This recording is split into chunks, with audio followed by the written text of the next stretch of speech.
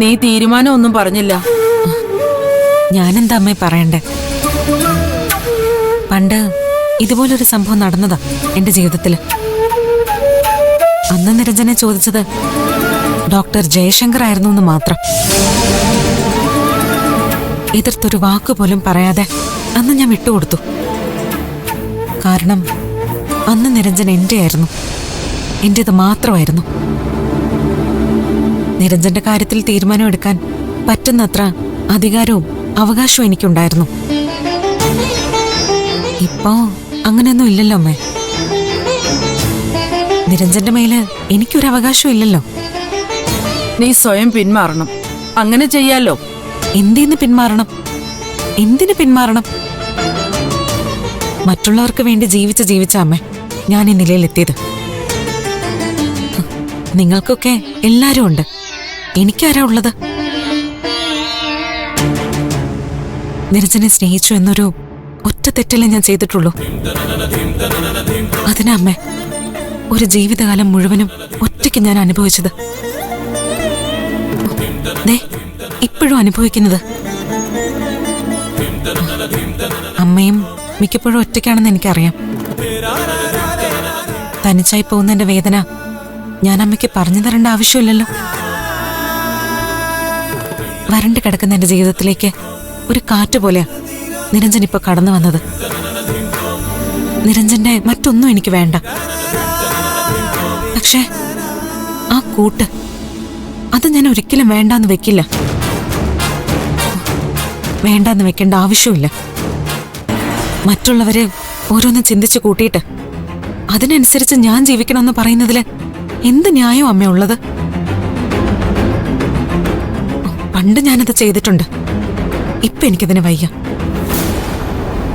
എന്നിൽ നിന്ന് ഇതിൽ കൂടുതലൊന്നും അമ്മയും ആരും പ്രതീക്ഷിക്കണ്ട. നിങ്ങൾക്ക് നിരഞ്ജനെ പറഞ്ഞു തിരുത്താം. ഞാനൊരിക്കലും നിരഞ്ജന്റെ പുറകെ വരില്ല, ഞാനായിട്ട് മാറില്ല. അത് ഞാൻ തീരുമാനിച്ച കാര്യം. നീ ചെയ്യുന്നത് തെറ്റാണെന്ന് നീ മനസ്സിലാക്കുന്നില്ല. നീ കാരണം ഒരുപാട് പേര് വിഷമിക്കുന്നുണ്ട്. വിഷമിച്ചോട്ടെ. അവര് കാരണം വിഷമിക്കാൻ ഞാൻ ഏതായാലും തയ്യാറല്ല. ഒന്നുകൂടി ആലോചിക്ക്. എന്റെ പക്ഷത്ത് നിന്ന് ചിന്തിക്ക്. അപ്പോ ഞാൻ പറയുന്നത് ശരിയാണെന്ന് നിനക്ക് മനസ്സിലാവും. സാധ്യതയില്ലമ്മേ. നിങ്ങൾക്ക് നിരാശപ്പെടേണ്ടി വരും. അതേ എനിക്കിപ്പോ പറയാനുള്ളൂ.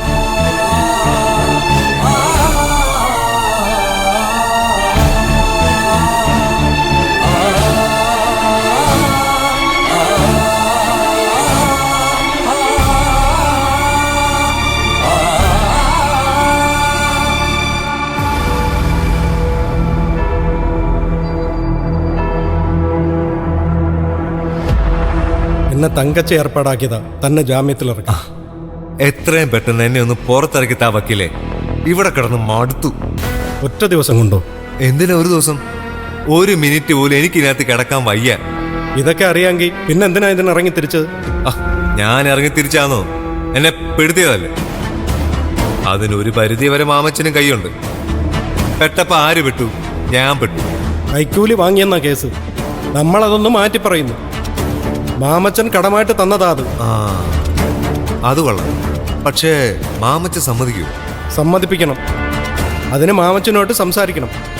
ഒട്ടും പ്രതീക്ഷിക്കാതെ നേരത്തെ ആ ജഡ്ജി കയറി തിരിഞ്ഞളഞ്ഞത്. പണി വരുന്ന എനിക്കിട്ടാന്ന് അറിഞ്ഞതെങ്കിലേ ഞാൻ ജഡ്ജിയുടെ അടുത്ത് പോലും പോയില്ലായിരുന്നു. ഇതിനൊക്കെ ആണിയൊരുത്തിയുണ്ടല്ലോ, ദേവിക. അവൾ അകത്ത് പോകുന്ന കാണാനാ ഞാൻ പോയത്. അവസാനം എന്റെ കയ്യിൽ വിലങ്ങുണ്ട്. ഇനി വക്കീല് വേണമെന്ന് അഴിച്ചു തരാൻ. മാമച്ച സഹകരിച്ച പെട്ടെന്ന് തന്നെ നമുക്ക് പുറത്തിറങ്ങാൻ പറ്റും. സഹകരിച്ചില്ലെങ്കിലേ പ്രശ്നം. അയാളോട് സഹകരിക്കാൻ പറ. ഞാൻ പറഞ്ഞെന്ന് പറഞ്ഞാൽ മതി. അല്ലെങ്കിലേ ചെയ്യേണ്ട എന്താണെന്ന് എനിക്കറിയാം. അയാളെ ഞാൻ പൂട്ടുമെന്ന് പറഞ്ഞാൽ പൂട്ടും. അതൊന്ന് പോയി പറഞ്ഞേര് മാമച്ചനോട്. വഴക്കിന്റെ ആവശ്യമുണ്ടോ? എപ്പോഴും സൗഹൃദത്തിന്റെ പാത സ്വീകരിക്കുന്നതല്ലേ നല്ലത്. അതാണ് വക്കീലെ ഇതുവരെ സ്വീകരിച്ചുകൊണ്ടിരുന്നത്. ചുറ്റുമുള്ള ആളുകൾ സമ്മതിക്കാതെ വന്നാൽ ഞാൻ എന്ത് ചെയ്യും? എന്തായാലും മാമച്ചനോട് സംസാരിക്കേ. എനിക്ക് ഇവിടുന്ന് എത്രയും വേഗം പുറത്തിറങ്ങിയേ പറ്റൂ. ഇവിടുന്ന് ഇറങ്ങാൻ വൈകുന്ന ഓരോ ദിവസം ഞാൻ മൃഗമായി മാറിക്കൊണ്ടിരിക്കുക. അതിന്റെ ദോഷം എനിക്കല്ലേ, എന്റെ ശത്രുക്കൾക്ക് തന്നെ. ഒന്നിനും പിന്നൊരു മയം ഉണ്ടാവില്ല. ശരി, ഞാൻ നോക്കട്ടെ.